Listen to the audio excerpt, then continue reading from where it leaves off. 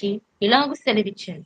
నేను మిమ్మును ఐగుప్తులో నుండి రప్పించి మీ పితరులకు ప్రమాణము చేసిన దేశము నాకు మిమ్మల్ని చేర్చి నీతో చేసిన నిబంధన నేనెన్నడూను మీరను. మీరు ఈ దేశ నివాసులతో యుద్ధము చేసి కొనకూడదు. వారి బలిపీఠములను వెలగొట్టవలెనని ఆజ్ఞ ఇచ్చితిని కాని మీరు నా మాట వినలేదు. మీరు చేసిన పని ఎట్టిది? కావున నేను మీ ఎదుట నుండి ఈ దేశ నివాసులను వెళ్ళగొట్టను. వారు మీ ప్రక్కలకు శూలములుగాను నుండురు. వారి దేవతలు మీకు ఉరిగా నుండురని చెప్పుచున్నాను. యెహోవా దూత ఇశ్రాయేలందరితో ఈ మాటలు చెప్పగా జనులు ఎలుగెత్తి ఏడ్చిరి. ఈ మాటలు చెప్పగా జనులు ఎలుగెత్తి ఏడ్చిరి. కాగా ఆ చోటికి బొకీమను పేరు పెట్టబడింది. అక్కడ వారు యెహోవాకు బలి అర్పించిరి. యెహోషువ జనులను వెళ్ళనంపినప్పుడు ఇశ్రాయేలు దేశమును స్వాధీనపరచుకున్నట్టుకు తన స్వాస్థ్యమునకు పోయింది. యెహోషువ దినములంటేను యెహోషువ తర్వాత ఇంకా బ్రతికిన వారై యెహోవా ఇశ్రాయేలు కొరకు చేసిన కార్యములంటిని చూచిన పెద్దల దినములంటేను ప్రజలు యెహోవాను సేవించుచూ వచ్చిరి. నూను కుమారుడును యెహోవాకు దాసుడునైన యెహోషువ 110 సంవత్సరముల వయసు గలవాడై మృతినందినప్పుడు అతని స్వాస్థ్యపు సరిహద్దులున్న తిమ్నాతెరహులో అతని జనులు అతన్ని పాతిపెట్టిరి. అది ఎఫ్రాయిముల మన్యమునందు గాయాషు కొండకు ఉత్తర దిక్కున ఉన్నది.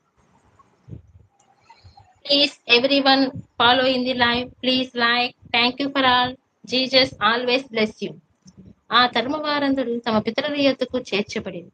వారి తర్వాత యెహోవానైన ఆయన ఇశ్రాయేలు కొరకు చేసిన కార్యములను ఎరగని తరమొకటి పుట్టగా ఇశ్రాయేలు యెహోవా కనుల ఎదుట కీడు చేసి ఐగుప్తు దేశం నుండి వారిని రప్పించి తమ పితరుల దేవుడైన యెహోవాను విసర్జించి బయలు దేవతలను పూజించి దేవుడా దయచేసి నా లైవ్ లో అందరూ పాల్గొనేలా చేయి తండ్రి. అందరూ లైక్ చేయగలరని ఆశిస్తున్నాను.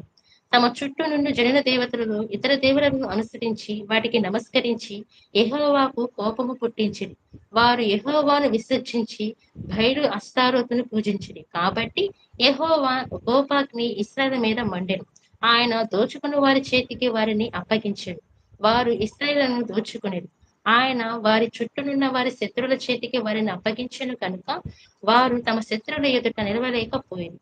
యెహోవా వారితో చెప్పినట్లు యెహోవా వారితో ప్రమాణము చేసినట్లు వారు పోయిన ప్రతి స్థలమున వారికి బాధ కలుగచేయుటకు యెహోవా వారికి శత్రువాయెను గనుక వారికి మిక్కిలి ఇబ్బంది కలిగెను.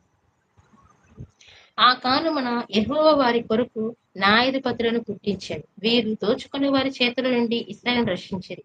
అయితే వారు ఇంకా న్యాయాధిపతుల మాట వినక తమ పితరుల యెహోవా ఆజ్ఞను అనుసరించి నడిచిన మార్గము నుండి త్వరగా తొలగి పోయి ఇతర దేవతలతో వ్యభిచరించి వాటికి నమస్కరించిరి.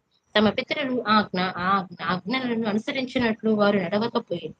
తమ శత్రువులు తమను బాధింపక వారు విడిచిన నిట్టూర్పులు యెహోవా విని సంతాపపడి వారి కొరకు న్యాయాధిపతులను పుట్టించి ఆయా న్యాయాధిపతులకు తోడయుండి వారి దినములంటూ వారి శత్రువుల నుండి వారి దినములంటూ వారి శత్రువుల చేతుల నుండి ఇశ్రాయేలును రక్షించింది.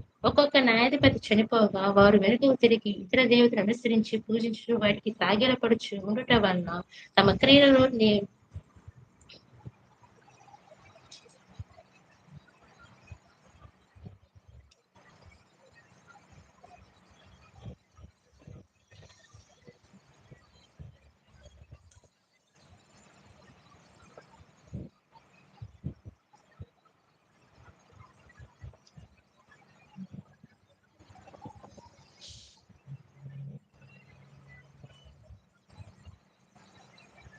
చనిపోగా వారు వెనుకకు తిరిగి ఇతర దేవతలను అనుసరించి పూజించు వాటికి సాగిలపడుచు ఉండుట వలన తమ క్రియలలో నేమి తమ మూర్ఖ ప్రవర్తననేమి దేనిని విడవక తమ పూర్వీకుల కంటే మరి మిగుల చెడ్డవారైరి. కాబట్టి యెహోవా కోపాగ్ని ఇశ్రాయేలు మీద మండగా ఆయన ఇలాగు సెలవిచ్చెను. ఈ ప్రజలు నా మాట వినక వారి పితరులతో నేను చేసిన నిబంధనను మీరుదురు గనుక నేను నియమించిన విధిని అనుసరించి వారి పితరులు నడిచినట్లు ఈ వీరును యెహోవా విధిని అనుసరించి నడుచుదురో లేదు. ఆ జనముల వలన ఇశ్రాయేలును శోధించుటకై యెహోషువ చనిపోయిన కాలమున శేషించిన జనములను ఏ జనమును వారి ఎదుట నుండి నేను వెళ్ళగొట్టను.